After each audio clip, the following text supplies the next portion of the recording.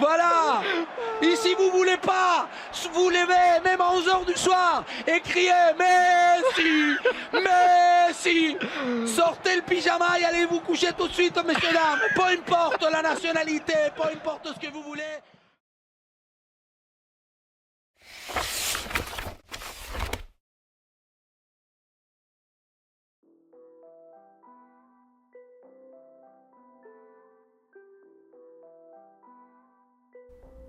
Quand il est question de Lionel Messi, toutes les langues, même les moins amicales, paraissent admiratives à son égard.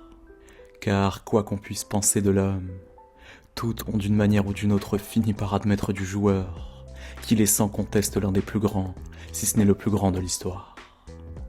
Celle de Zlatan Ibrahimovic par exemple, l'une des rares à s'être véritablement déliée sur le sujet, ne déroge pas à la règle. Lui qui, malgré tout le mal qu'il a pensé de l'Argentin et du contexte barcelonais en général, n'a jamais contesté le talent de son ex-coéquipier. Dès 2010 déjà, le Suédois faisait l'expérience quotidienne de la rigidité du club catalan, et surtout, des passe-droits accordés à Messi par rapport au reste du groupe. À cette époque, le traitement de faveur dont bénéficie le numéro 10 argentin se traduit par exemple par une règle de vie tacite aux entraînements, que tous les joueurs du Barça sont implicitement sommés de respecter.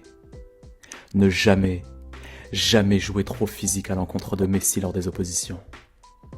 Une règle qui d'ailleurs survivra au départ de Guardiola. Lors de l'été 2012 par exemple, en pleine préparation estivale, à la veille d'un match de gala contre le club allemand d'Hambourg, une banale séance d'entraînement a lieu au sein de l'effectif catalan. Pour l'occasion, Tito Vilanova, le successeur de Guardiola sur le banc justement, a choisi de faire appel à certains jeunes du centre de formation. Parmi eux, le défenseur espagnol Marc Bartra, alors âgé d'une vingtaine d'années seulement. Au hasard d'une petite opposition, le futur défenseur de Dortmund se voit ainsi contraint de défendre sur Messi. Sans doute désireux de montrer ce dont il est capable, Bartra en vient alors à tacler le génie argentin pour tenter de récupérer la balle. En vain. En plus d'avoir osé l'impensable, Marc Bartra a manqué son tacle, heurtant de fait la jambe de Messi. Agacé, ce dernier réagit alors spontanément de façon très vive, haussant le ton à l'encontre de son coéquipier. Venant de la part du meilleur joueur du monde, à l'égard d'un jeune coéquipier qui débute à l'époque, la réaction est assez peu classe certes, mais elle semble compréhensible. Bien plus, elle est monnaie courante dans nombre de vestiaires professionnels. Le problème, c'est que si l'on en croit certaines sources, la colère de Messi n'aurait pas seulement consisté en un simple coup de gueule oral, puisque quelques minutes plus tard, le futur joueur du PSG aurait carrément décidé de se faire justice lui-même, assénant à son tour un violent coup sur Marc Bartra.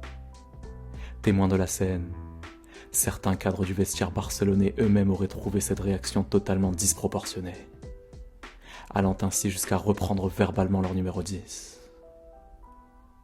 Peu après l'entraînement en tout cas, Messi manquera finalement sur conseil des médecins la rencontre amicale face à Hambourg, par simple précaution. Une absence qui fait suite au tacle de Bartra, difficile à dire en réalité. Mais pour l'anecdote, la non-titularisation de Messi face à Hambourg coûtera plusieurs centaines de milliers d'euros au Barça. Certains sponsors ayant exigé la présence du ballon d'or argentin sur la pelouse au moment de signer les contrats. Avec les jeunes joueurs inexpérimentés de la Masia, Lionel Messi n'en serait pas à son coup d'essai en réalité.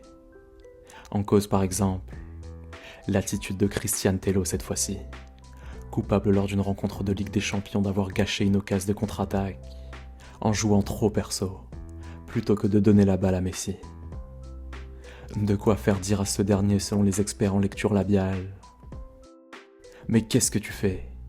T'es nouveau ici, et tu n'es rien du tout. Passe-moi la balle, tu es là pour jouer pour moi. Entre 2012 et 2014, la presse espagnole prêtera également à Messi une relation tendue avec des joueurs autrement plus confirmés cette fois-ci, en la personne du Chilien Alexis Sanchez et de l'Espagnol David Villa, sur fond de concurrence en attaque et de dispute à l'entraînement là encore. Des rumeurs qui, toutefois, ne seront jamais vraiment confirmées, et même franchement démenties par les deux attaquants. Côté bande touche, la relation entre Messi et ses entraîneurs successifs a fait l'objet de nombreux débats elle aussi. Lors de la saison 2014-2015, c'est au tour de Luis Enrique d'endosser le costume d'entraîneur du Barça. Un Catalan pur souche, comme Guardiola, passé par le club en tant que joueur et désormais adepte du beau jeu en tant qu'entraîneur. Sur le papier, le choix tout pour séduire. La première saison de Lucho, comme on le surnomme en Espagne, conclue par un titre de champion d'Europe, viendra d'ailleurs confirmer toutes ces intuitions. En interne pourtant, la belle histoire n'a pas toujours ressemblé à un conte de fées. Car à son arrivée sur le banc du Barça, Luis Enrique envisage en effet de n'accorder aucun passe-droit à qui que ce soit dans le vestiaire, ou en tout cas le moins possible. Un parti pris managérial qui, dans un club fréquenté par Lionel Messi, est bien entendu inapplicable. Dans l'intérêt supérieur du Barça, et dans le sien, le coach espagnol n'a donc d'autre choix que de mettre peu à peu de l'eau dans son vin. En un mot, de composer avec l'ego de Lionel Messi. Ainsi, à l'hiver 2015, au lendemain des fêtes de fin d'année, de retour d'Argentine, la Pulga bénéficie de quelques jours de vacances supplémentaires, évitant ainsi toute forme de fatigue ou de blessure. C'est donc le 2 janvier que le natif de Rosario fait son apparition à l'entraînement. Jusqu'ici, rien d'anormal donc. Mais au hasard d'une petite opposition, Messi justement est victime d'une faute. Une faute que Luis Enrique, qui supervise alors la séance, choisit de ne pas siffler. Soit pour ne pas casser le rythme de l'opposition, soit parce qu'il considère qu'elle n'existe pas. Peu importe. La suite, c'est le défenseur français Jérémy Mathieu, témoin de la scène qui finira par la rapporter. D'un coup, se souvient-il, pour une faute non sifflée, Léo a pété un petit câble. Ça a frictionné. Ils se sont dit les choses. Ensuite, le coach est venu lui parler dans le vestiaire. Et voilà, c'était fini. Ça arrive dans tous les clubs. Mais comme c'est Barcelone, on en a fait des tonnes. Or, si les médias en ont fait des tonnes comme le dit Mathieu, c'est aussi et surtout parce que 2 jours plus tard, sur la pelouse de la Real Sociedad, Lionel Messi est volontairement laissé sur la touche par Luis Enrique. Une décision forcément interprétée comme une sanction de la part du coach espagnol à l'encontre de son joueur. Hasard ou non, 2 jours après cette défaite, l'Argentin brille mystérieusement par son absence au centre d'entraînement de Barcelone. Cerise sur le gâteau, il s'agit là du seul et unique entraînement du club ouvert au public. Officiellement, l'attaquant argentin prétextera une gastro-entérite. Disséquant un tel malaise, le scalpel tombe immanquablement sur l'ego de Lionel Messi, irrité à force de s'être frotté à celui déjà bien dimensionné de Luis Enrique. En cause par exemple, une phrase anodine prononcée par l'entraîneur espagnol lors de son intronisation l'été précédent, que certains cadres, Messi en tête, auraient eu énormément de mal à digérer. Je suis le leader de l'équipe, avait-il alors fièrement déclaré à la presse catalane. Une attitude et une posture d'autant plus difficiles à accepter qu'elles tranchent alors radicalement avec celles des récents entraîneurs du Barça.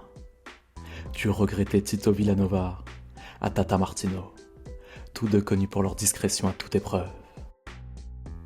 Ceux qui souscrivent à la thèse de l'ego blessé ne s'étonneront donc pas de constater qu'en dehors de Pep Guardiola et dans une moindre mesure de Ronald Koeman, Lionel Messi en réalité n'a jamais travaillé avec d'autres coachs d'envergure internationale type Van Gaal, Capello ou Mourinho par exemple.